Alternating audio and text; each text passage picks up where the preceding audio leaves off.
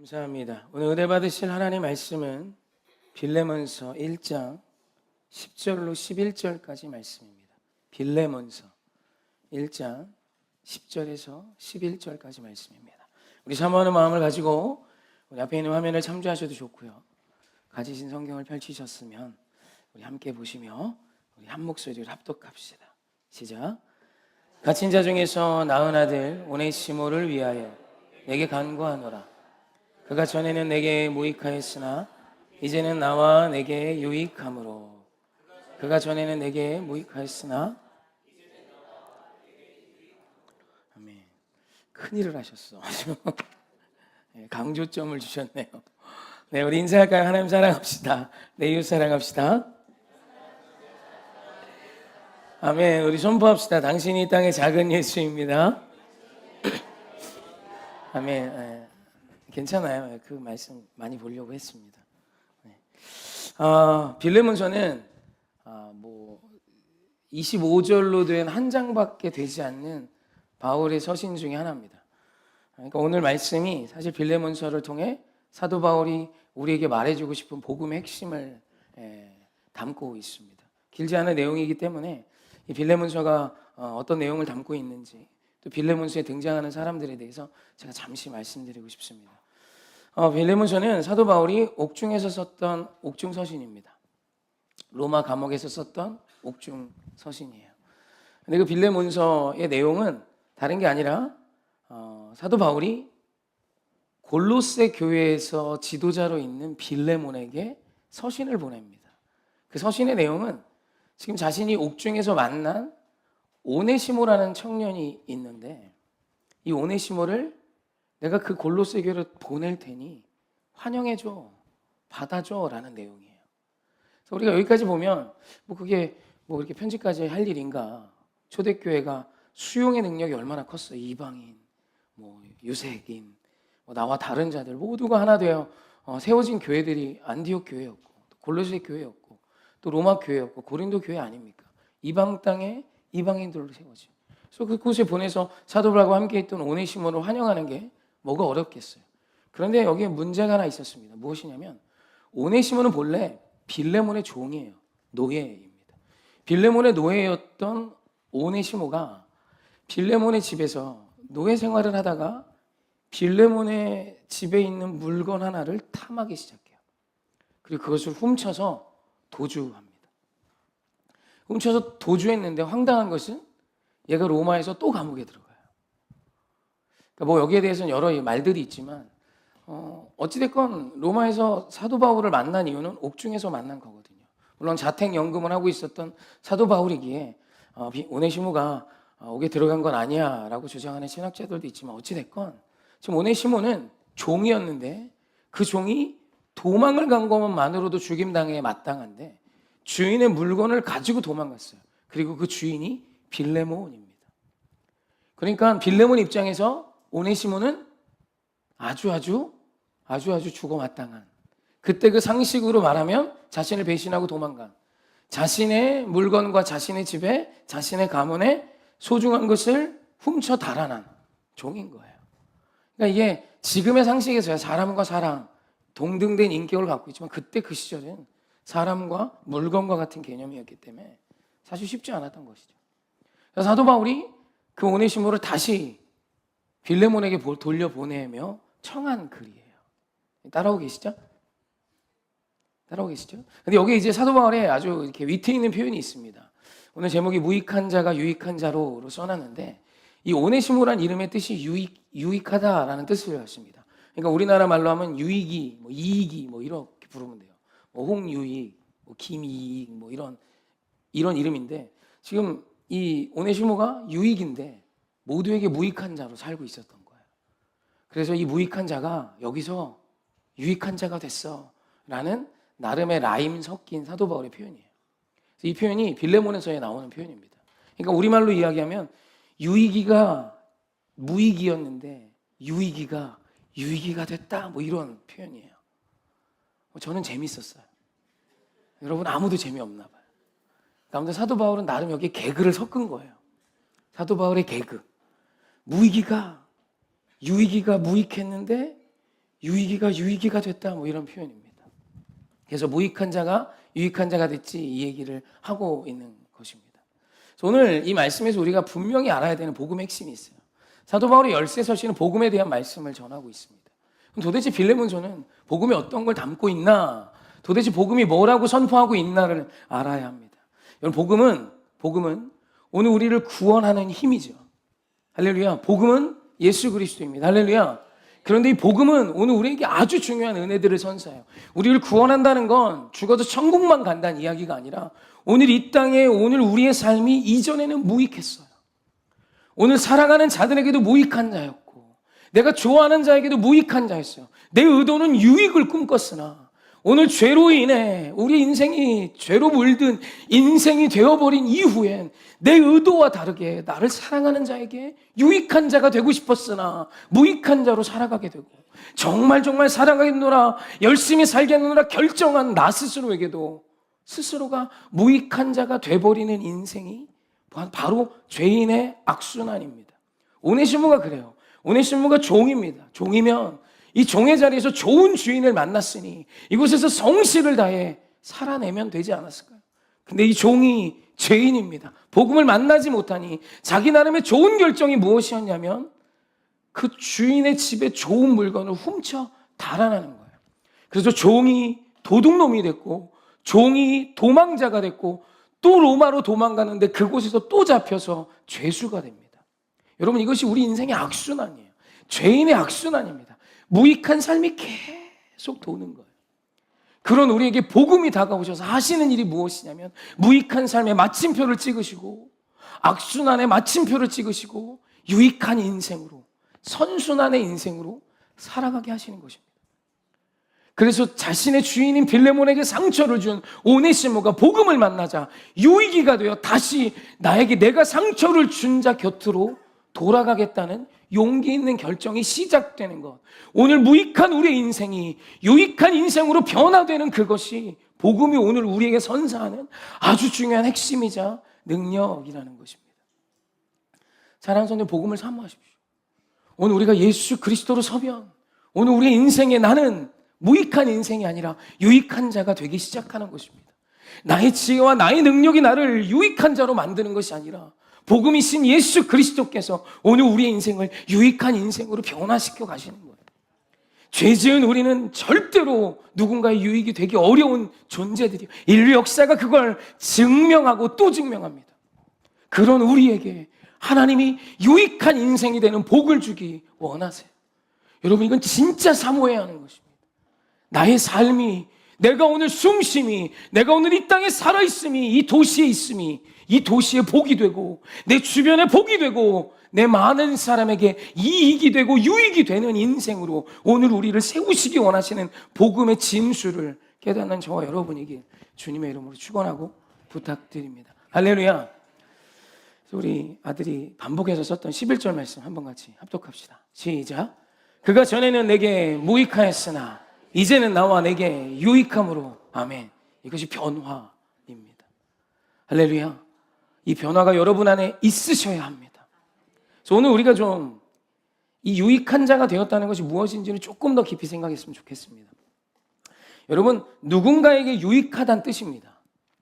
지금 이것이 뭐예요? 그가 전에는 내게, 여기에서 내게는 누굽니까?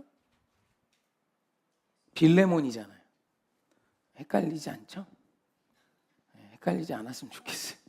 사도 바울이 빌레몬에게 썼잖아요. 근데 제가 이랬구나. 그가 전에는 내게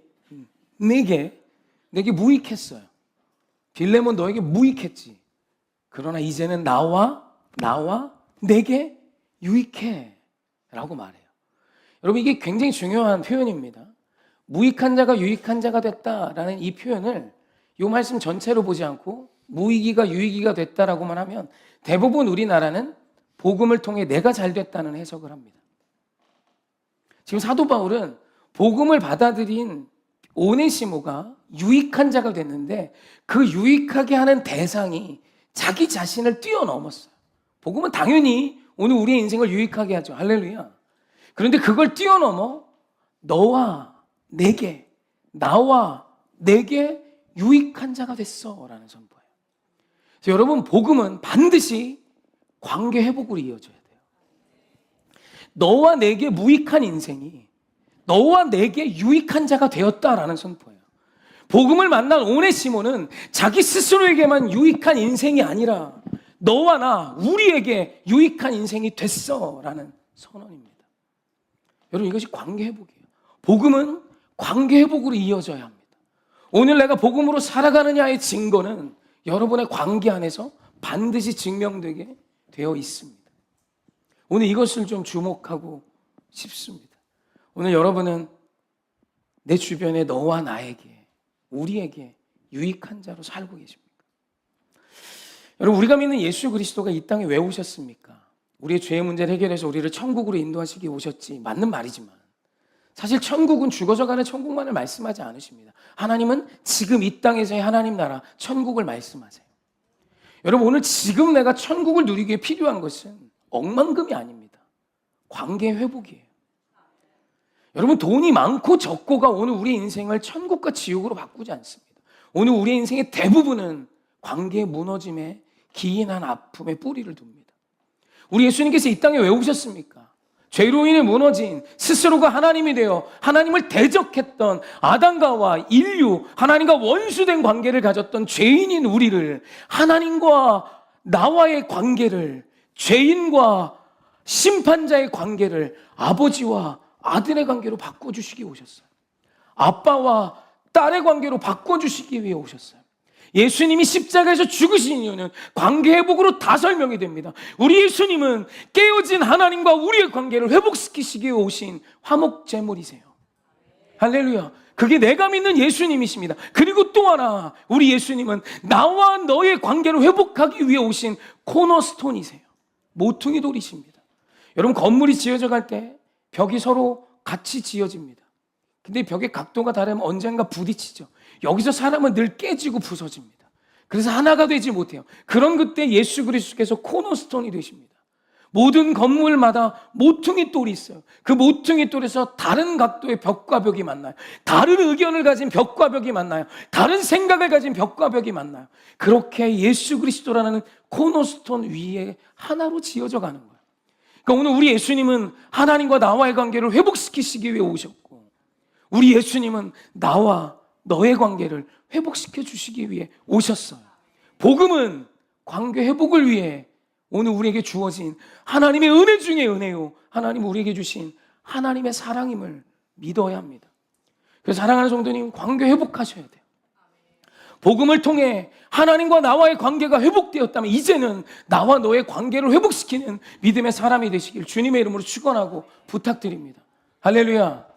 그래서 이 관계 회복이 복음인 걸 깨달은 자가 성경에 나옵니다. 말씀 한 구절 볼까요? 누가복음 19장 8절입니다. 누가복음 19장 8절. 함께 합독합시다. 시작. 삭개오가 서서 주께 여짜오되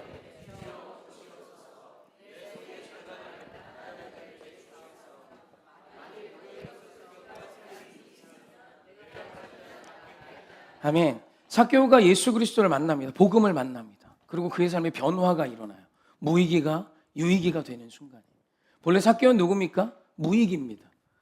세리장으로 로마의 압제에 선봉에 서서 자기 지역에 있는 사람들의 수익을 잘 알고 있던 그 지역 출신 삭개오가 그 지역의 세리장이 돼서 속일 수 없게 모든 세금을 다 걷어들입니다.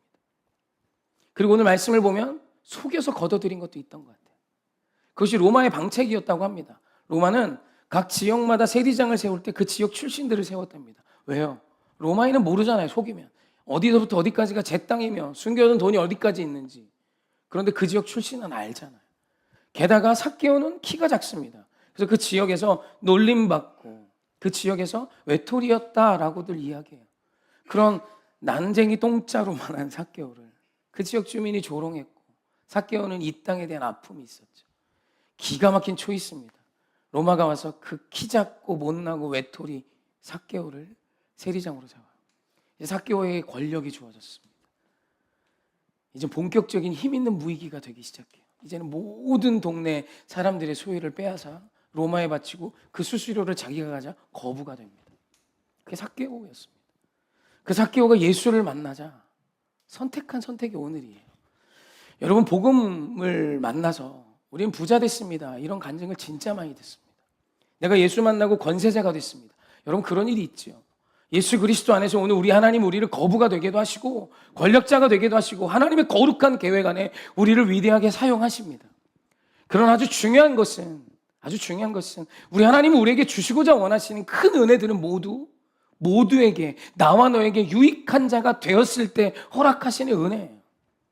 여러분, 만약에 그런 기준으로 오늘 내가 예수 만나고 부자 되었다는 식의 해석으로 삭개오를 본다면 삭개오는 예수 만나고 부도난 인생입니다.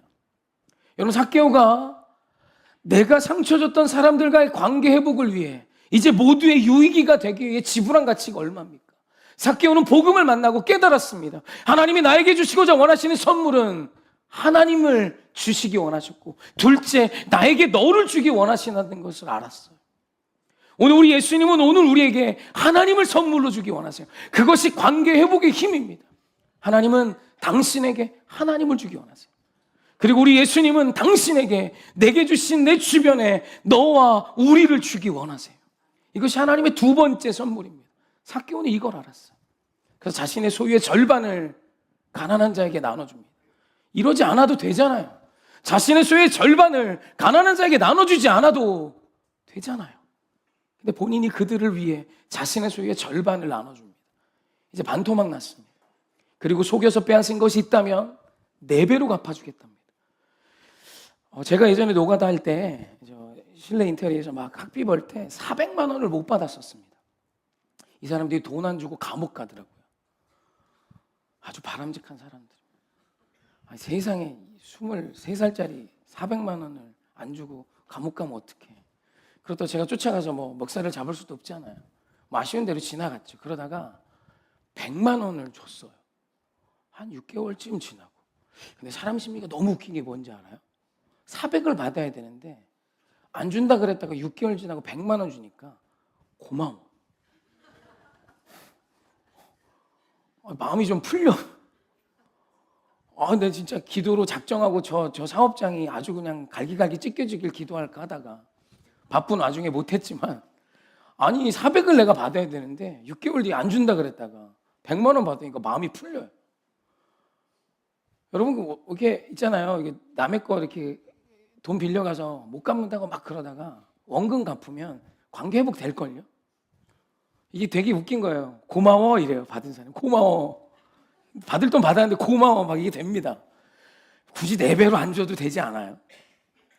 저도 인생을 살아봐서 아는데 남의 돈 내가 가져갔다가 안 준다 그러다가 그냥 그 원금만 돌려줘도 충분히 고마운 일인데 세상에 4배로 갚는데 은인이 되겠다는 소리 아닐까요? 욕심쟁이. 내가 상처 준 자에게 은인이 되고 싶은 거예요. 이제 진짜 유익한 자가 되기를 원했던 사람입니다. 삭개오는 예수 만나고 소유의 절반 나눠줬고 얼마나 속에서 뺏었는지 모르지만 그거 4갑절로 갚아줬어요. 그럼 얼마 남았을까요? 삭개오는 예수 만나고 거의 모든 재산을 다 내어놨습니다. 세상으로 보면 가난뱅이 됐을 수도 있어요. 여러분, 이게 복음이에요. 복음은 예수 그리스도는 오늘 여러분에게 돈을 주시기 위해 오신 분이 아니에요. 하나님을 주시고 내 곁에 있는 사랑하는 아내와 남편을 주시고 우리를 주시기 위해 오신 분이에요. 우리 하나님이 진짜 우리에게 주시기 원하시는 2가지 선물은 하나님을 주시는 것이고 나에게 너를 주시는 것입니다. 할렐루야. 여러분, 이 선물을 받아 누리셨으면 좋겠어요. 하나님이 오늘 이 선물을 여러분에게 허락하시기를 원하고 계세요. 누가 사모하시겠습니까? 하나님이 이 2 선물 내가 다 받아 누리고 하나님의 영광으로 살길 원합니다.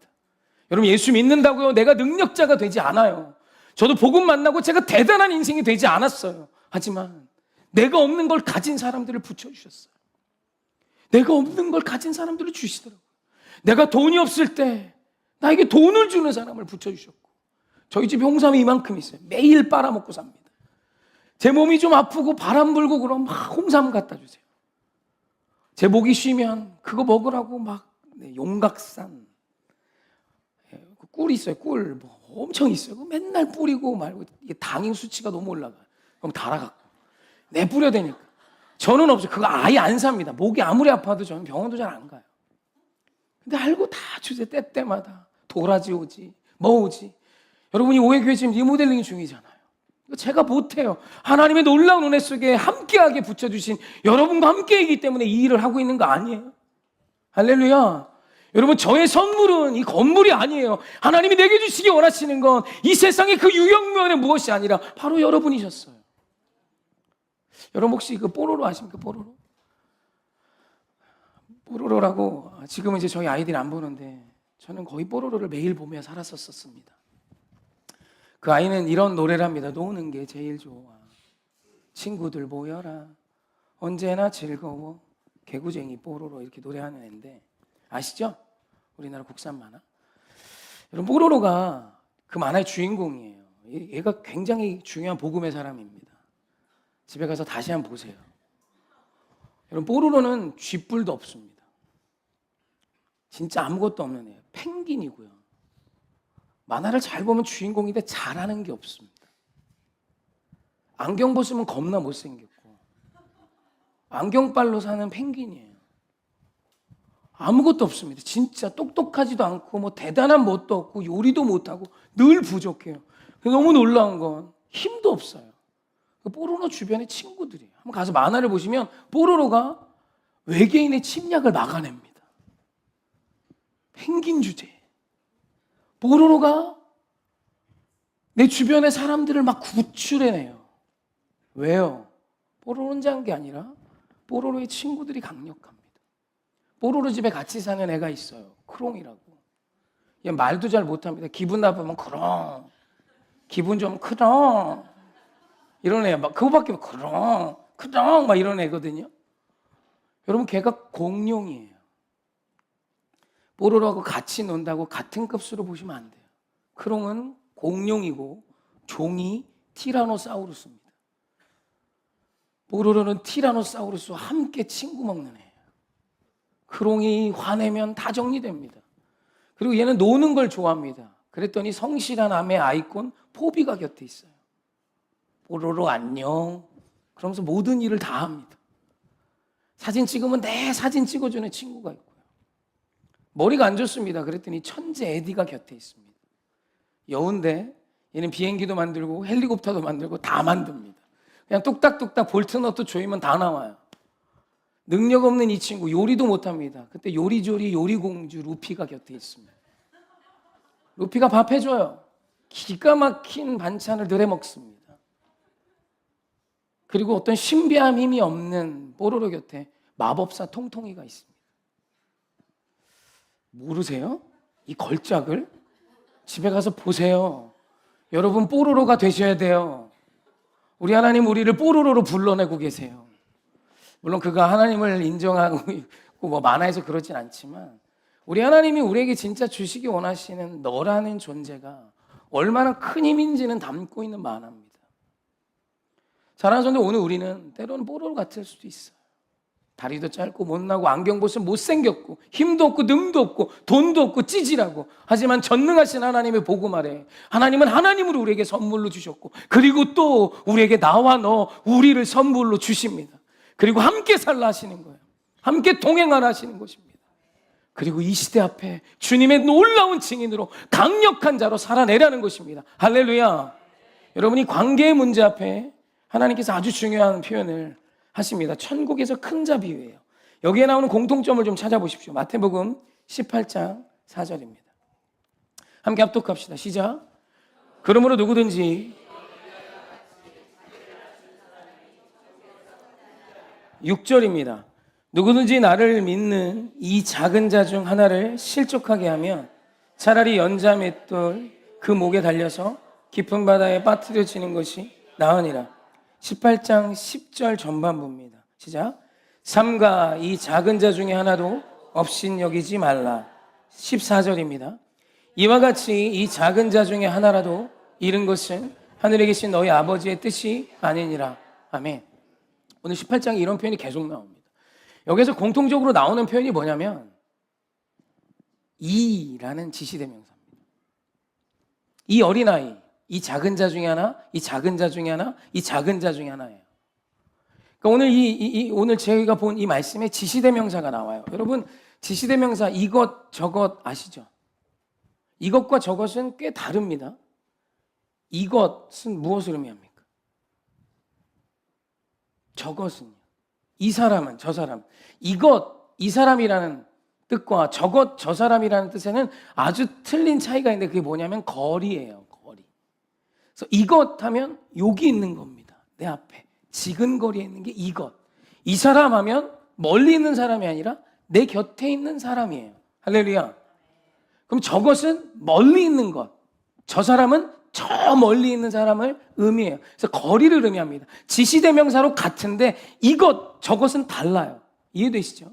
오늘 이 말씀 마태복음 18장이 천국에서 큰 자에 대한 이야기랍니다. 천국에서 큰 자가 누군지 알아. 천국에서 큰 자는 복음 만나고 지구 반대편에 얼굴도 모르고 피부색도 다른 그들을 위해 월 3만 원씩 보내는 사람이 큰 자라고 말씀하지 않으세요?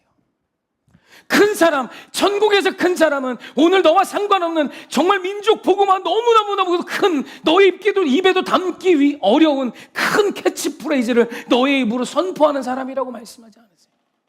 오늘 말씀이 무엇을 의미하냐면 천국에서 큰 자는 지금 이 작은 자 중에 하나, 이 어린아이에게, 이 작은 자에게 선을 행하는 사람이 천국에서 큰 자래요.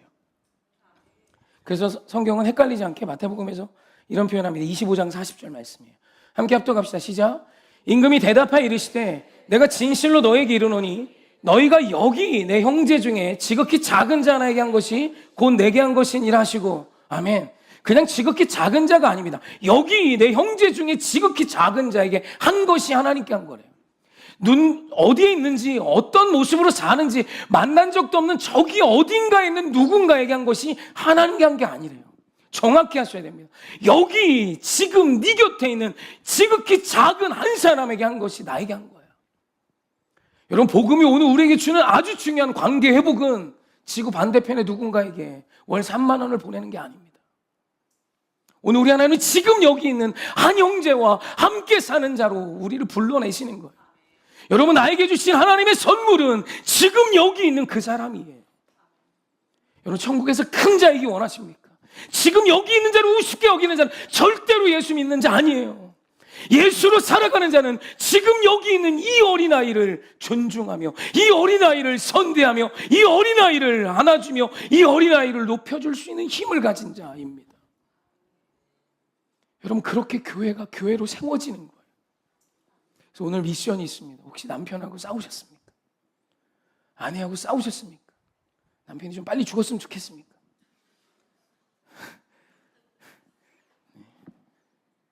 여러분, 회개는 지금 내게 주신 이 사람과 회복되는 것입니다.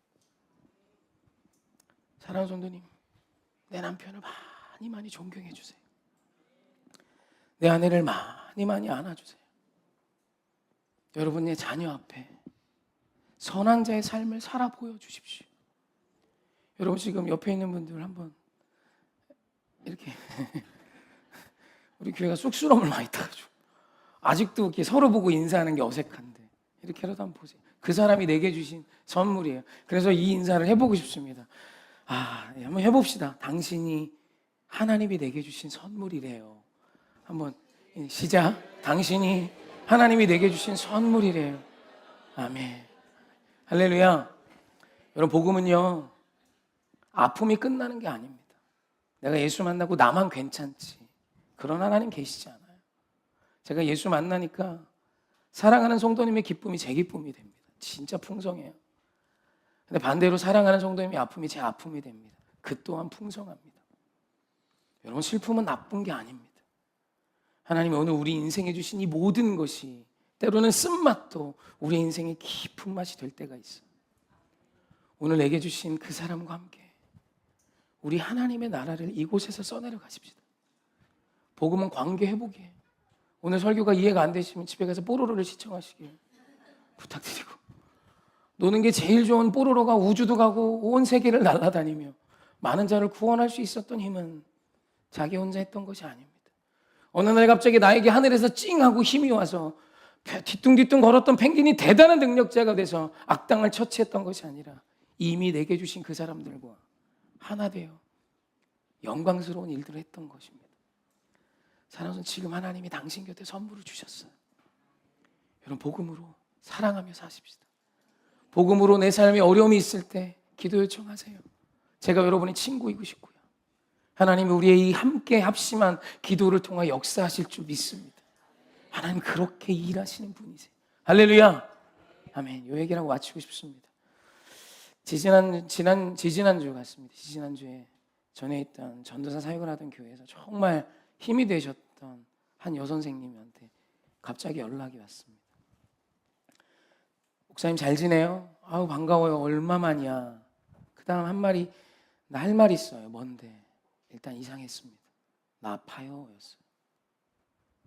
두통 있는데 저한테 오랜만에 아프다고 하진 않을 거 아닙니까? 나이도 저보다 3살 어려요. 어디 아파요?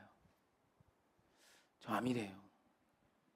유방암 2기여서 수술했고 항암 치료 끝내서 지금 어느 정도 괜찮아졌습니다. 죽지 않으니까 걱정은 하지 마세요. 그러면서 하나도 기도 부탁을 해요. 근데 지금 저에게 더 많이 아픈 것은 제 남편 사업이 거의 부도나기 일보 직전입니다. 항암을 하고 뭐 수술했으면 뭐 절제했겠죠. 여러 가지 여자로서 힘든 일이 많았을 것이고 생사에 고민도 했을 것이고 그런 것 때문에 내 남편이 사업이 사기를 맞아서 거의 부도 일보 직전이에요. 지금은 이게 너무 괴로운 거예요. 이러다 거리에 나앉게 생겼다. 아무것도 안 보이더래요. 그래서 자존심은 있어서 정말 가까이 지근거리 있는 사람한테 기도 부탁을 못하고 조금 먼 저한테 기도 부탁한 거예요. 제가 해줄 말은 다른 거 아니에요. 용기 내서 기도 부탁하세요. 그리고 우리 같이 기도합시다. 저 매일 기도 중에 있어요. 매일 기도할 거고 좋은 소식으로 하나님이 변화시켜 주실 것을 믿습니다. 그리고 그분이 남긴 일이 있습니다. 이 일 때문에 제 눈에 하나님밖에 안 보입니다. 제 곁에 계신 분은 하나님뿐이었음을 이제는 알았습니다. 이제 이 일을 하나님과 함께 해결하기 원합니다. 사랑하는 성도, 이것이 저에게도 아픔이지만 여러분 이것이 오늘 우리가 함께 살아가는 천국의 삶임을 믿으십시오.